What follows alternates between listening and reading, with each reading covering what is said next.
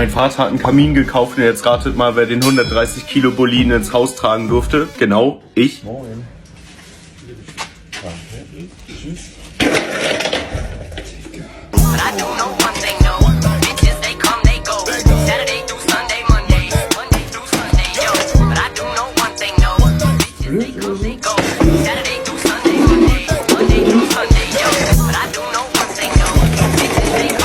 Hier stand jetzt seit 13 Jahren dieses Kackding. Das kommt jetzt weg. Kannst du aufhören zu husten? Danke.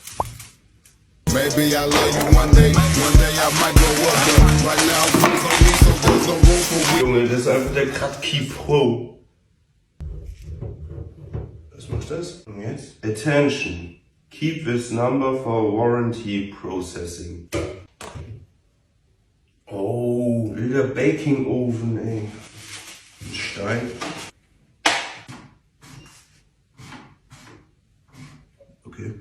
So, und als Rache dafür, dass ihr hier den 130 Kilo Kratky Pro reinschleppen musstet, boxt ihr ein Loch in die Wand. Aua!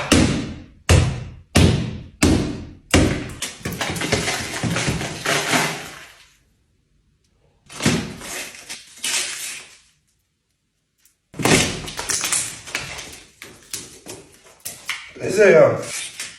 Tobi! Tobi! Zum Teufel machst du hier? Fällt gar nicht auf, wenn man das da drüber hängt.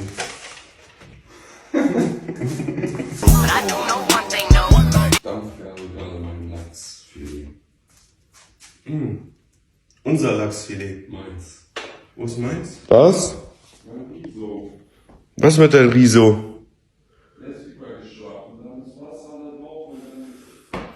Riso ist übergeschnappt. Junge, Alter, grow the fuck up. Mach das Plus weg. Cool, danke.